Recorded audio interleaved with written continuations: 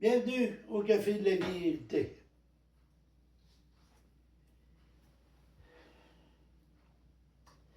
J'ai déjà parlé de ce problème, puis je dois y revenir.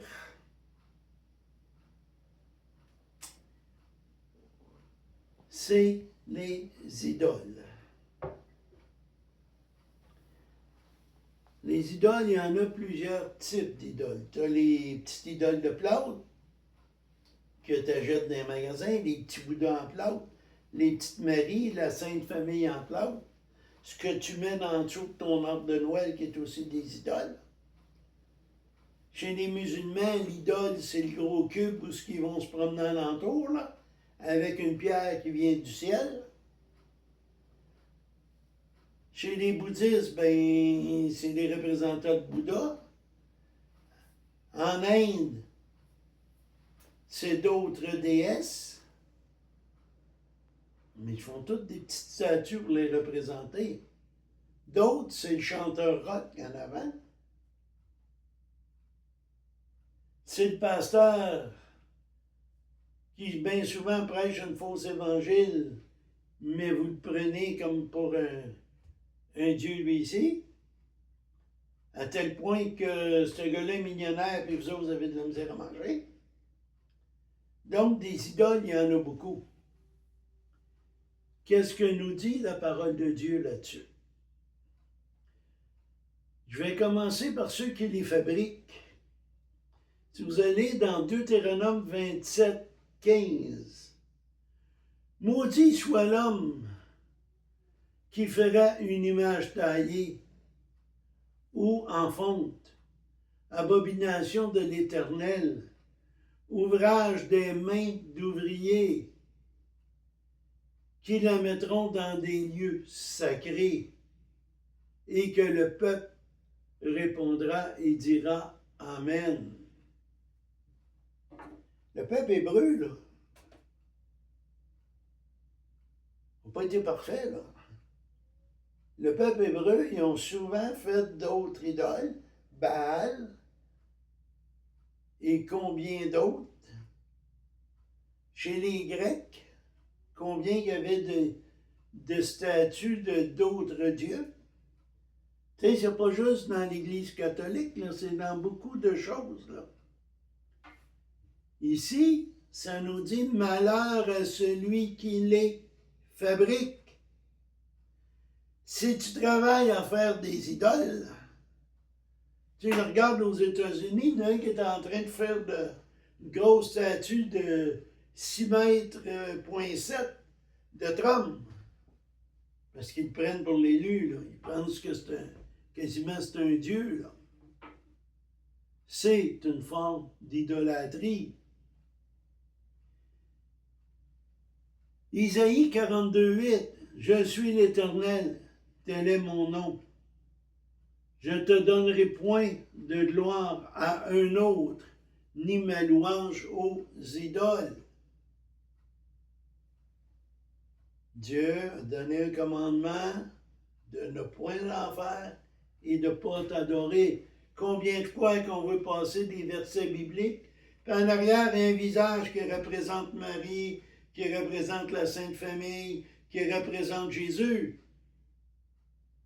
Votre verset est correct, mais votre image, au fond, est de l'idolâtrie. Oh, mais là, c'est rien que pour faire une annonce. Yo! C'est pas écrit, sauf pour faire des annonces. C'est écrit, t'en feras pas. C'est quoi qui est dur à comprendre dans « tu n'en feras point ». Donc, ça veut dire aussi, si on regarde sur Internet, tu n'en partageras point.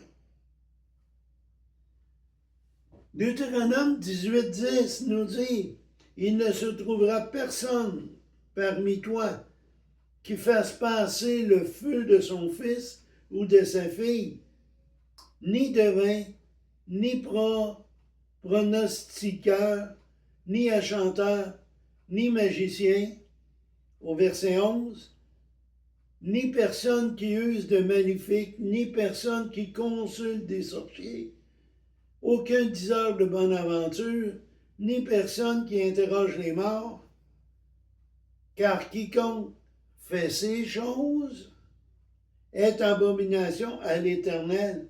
C'est à cause de ces abominations que l'Éternel, ton Dieu, chasse ces nations devant toi. Combien qu'il y en a? Hein, il y a un petit problème, vite, ma tireuse de cartes, ma voyante. Hein? Ah ben, on va aller voir elle parle avec les morts, là, mais ils vont me dire ce qui va arriver. C'est une forme d'abomination. C'est une forme d'idolâtrie. C'est Dieu, tu dois consulter.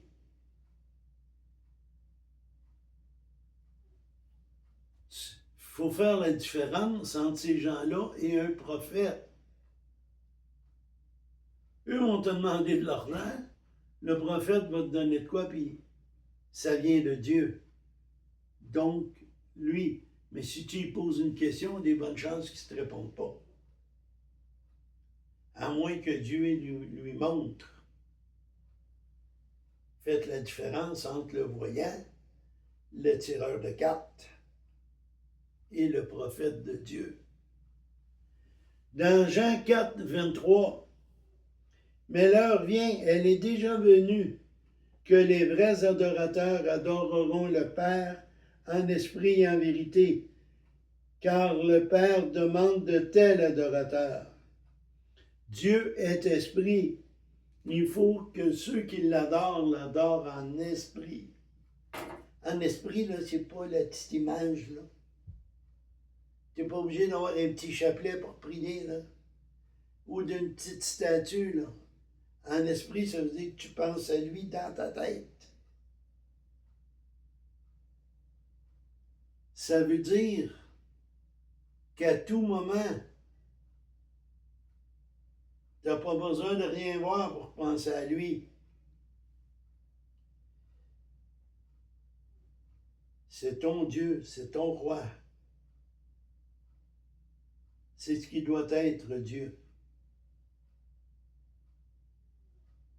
Et notre Dieu est vivant. Alors que les statues de plantes et tout ça ne parlent pas, n'entendent pas. Ils ne vivent pas. Proverbe 3,5. Confie-toi en l'Éternel de tout ton cœur. Ne t'appuie point sur ta prudence. Considère-le dans toutes tes voies. Il dirigera tes sentiers. J'ai pas besoin d'avoir d'image pour penser à mon Dieu. Regarde sa créature, comment elle est merveilleuse. Tout autour de nous témoigne sa puissance. S'appuyer sur lui, c'est aussi prendre du temps à lecture et tout. Sa parole est vérité. Si on vous dit quelque chose et que la parole dit le contraire, c'est la parole qui est la vérité. Un bel exemple. Pourtant, c'est simple dans la parole de Dieu, puis c'est clair. Aucune femme ne peut être pasteur. Ce n'est pas son rôle. Pas qu'elle est moindre que l'homme.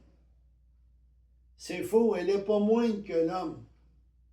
L'homme a des choses qui lui sont accordées et la femme en a d'autres. Et les deux sont là pour se compléter.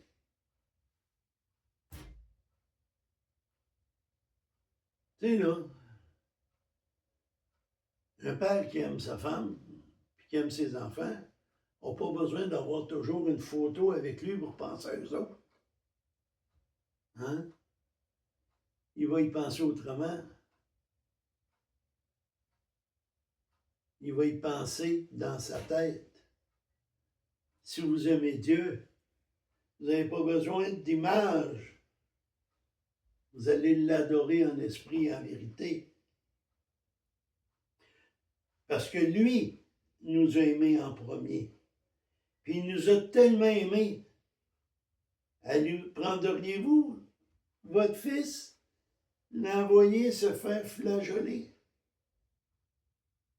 Quand il a été reçu les coups de strap, là, les muscles du dos en étaient déchirés.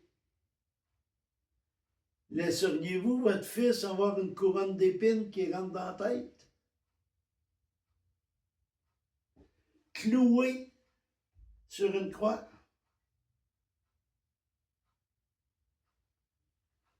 Moi, j'aurais dit non. Mais Dieu nous a tellement aimés qu'il a dit oui. Vas-y, mon fils, donne ton sang pour que ceux qui croient en toi soient pardonnés. On n'a pas besoin d'idoles. On n'a pas de besoin. C'est pas ton auto, ta Corvette. C'est pas ta Ferrari qui va te sauver.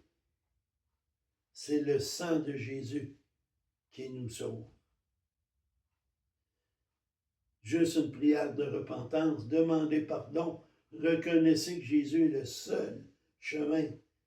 Allez lire Romains 23, 24, car tous sont péchés et sont privés de la gloire de Dieu.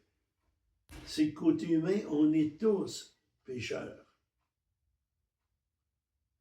Reconnaissez-le, acceptez-le, demandez que l'Esprit Saint vienne en vous.